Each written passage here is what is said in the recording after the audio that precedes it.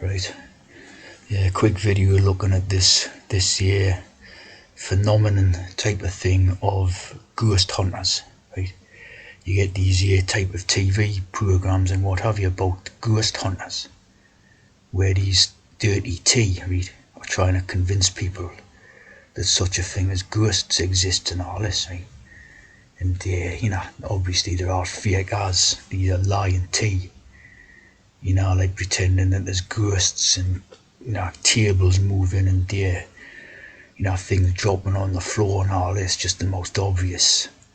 You'd have to be absolutely brainless to sort of think it was real or out. You know what I mean? The total tea's DNA lies, like, innit? It's as simple as. But yeah, there seems to be quite a few of them about these TV programs. And you see Jack Osborne, which is the tea drinking son of Ozzy Osbourne, featuring Tony Ferguson and Paul Sissel. Yeah, so obviously taking the rise out the natural people who they call cis people or whatever, right? Um, and apparently this sort of Jack Osborne, who's this sort of fat tea drinking son of Ozzy Osbourne, and apparently he's a ghost hunter now. He's referred to as a ghost hunter, which is like obviously bloody joke in it, because there's no such thing as ghosts, like, is it? Anyone knows that.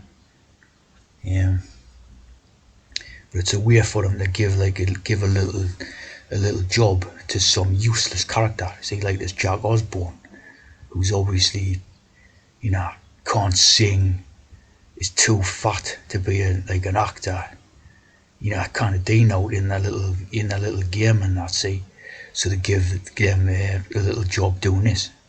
Oh, he's apparently a ghost hunter, which is an absolute joke in it. And of course, the idea of the ghost comes from the Bible, of course, doesn't it? The Queen Mary there, like.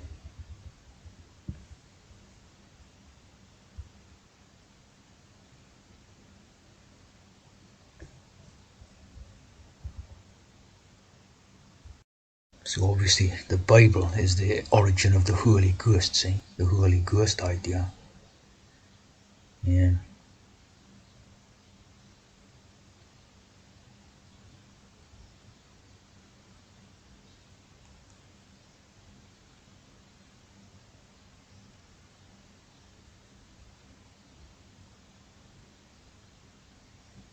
Your body is the temple of the Holy Ghost, right? So, that works in two ways. One, if you're a tea drinker, right, that's basically what it's all about, right? If you're a tea drinker, your body is the temple of the Holy Ghost, right? And if you're a natural person, right, it's basically, I think of how that would work, right? It's filling you with fear and dread of ghosts and all this, to make your body a temple of the Holy Ghost, so you're scared of ghosts and that. You see what I mean? So it's like it works out always in the two ways, the dualities.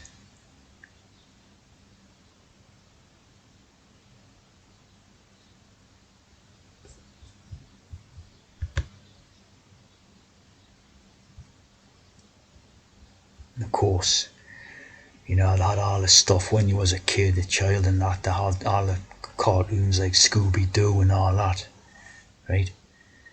And if you remember the Scooby Doo, right? The thing about Scooby Doo was always at the end of Scooby Doo, right? The ghost, right, or the monster, or the ghost, or whatever it was, right, turned out to be a bloke in a mask, didn't it? It turned out to be a bloke with a mask on, pretending to be a ghost, see? It's that simple, like, innit?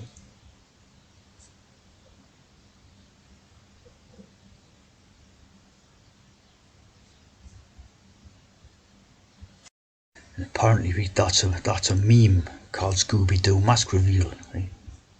The Scooby Doo Mask Reveal.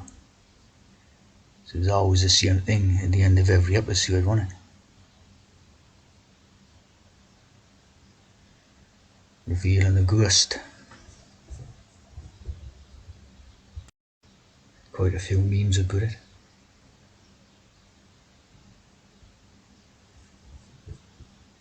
Put this in and you get this.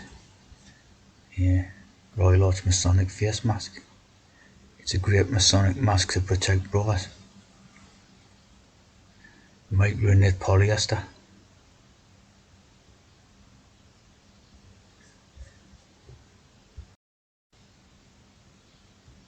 Now it is being demonstrated by a dummy.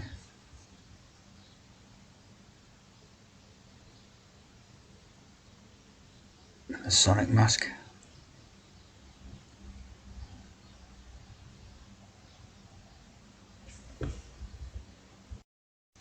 Then you have this, cognition.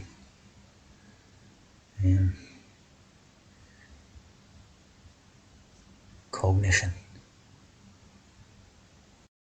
And here's a little bit of code that worked out to do with the COVID, right? So when you have the COVID, you've got the VI, right? Roman numerals is 6, right? The 6, right? So you've got the 7 in the L, right? The L turned upside down, it's the 7, right? So they've basically taken the idea of the cold, the common cold, right? And turned it into a hex to form this COVID idea, right? And then you have the 6 and the 7 combined, right? In the G. The 6 and the 7 combined. So it becomes cogged, right? And you've got the ideas of cognition that deal with the mind, right? And you've also got the ideas of God, right? And the dog. Leading the dog with the God ideas, see? And the C is to deal with the vision, what you see. So when you see people walking around with masks on, all this, see what I mean? It ties in with the hex, which they project over the television screen and newspapers and all that.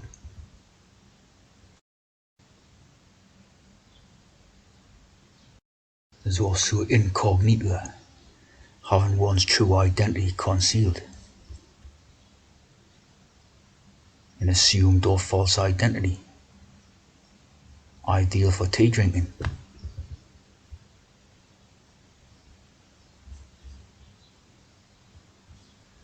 Or known. So there's those who know and those who do not know.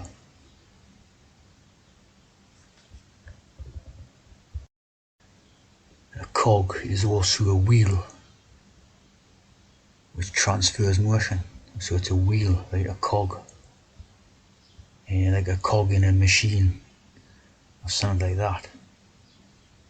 But the idea of wheel is quite interesting because there's no interesting little thing there. Practice tricks and cheat. Right? But a cog is a wheel. So when you have a wheel, right? A wheel of suffering. See? Wheel of suffering. Which is a very popular idea out of the Eastern, the Eastern philosophies and religions and all that, the wheel of suffering, right? Dukkha, the duke, the dukes.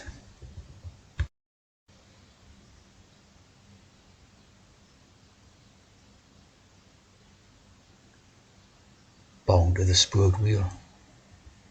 Ixion.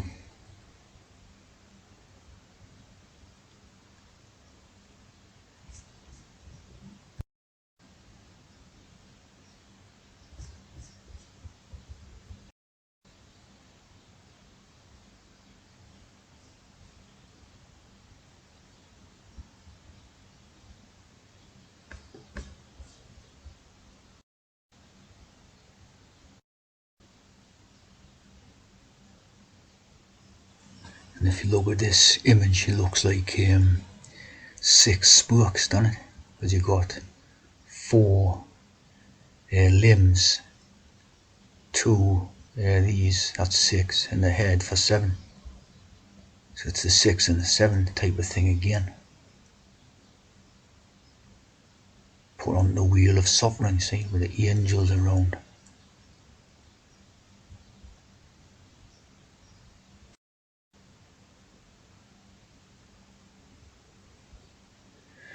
And interestingly, the name means strong native, right? Native.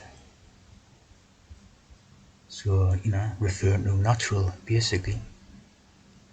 And very interesting that the siblings of the ixion is Coronis. Coronis siblings.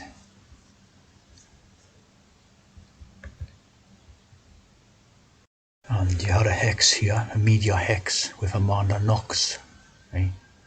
Knox, as you can see, Amanda Knox, clearly a tea drinker. This was a long-running type of hex. Yeah. Amanda Mary Knox, and spent 4 years in Italian prison. 2007 murder. Now, of course, has a new career as an author, activist, and journalist. So they've done well out of the hex. Opportunity knocks. And the impeachment process against Richard Nixon was on the 10-3 for the 13, 1973, for the 777. And he was impeached. It's a tragic story of a hex with Richard Nixon. And there Pat Nixon held the family Bibles open. They shall beat their swords into plowshares and their spears into pruning hooks.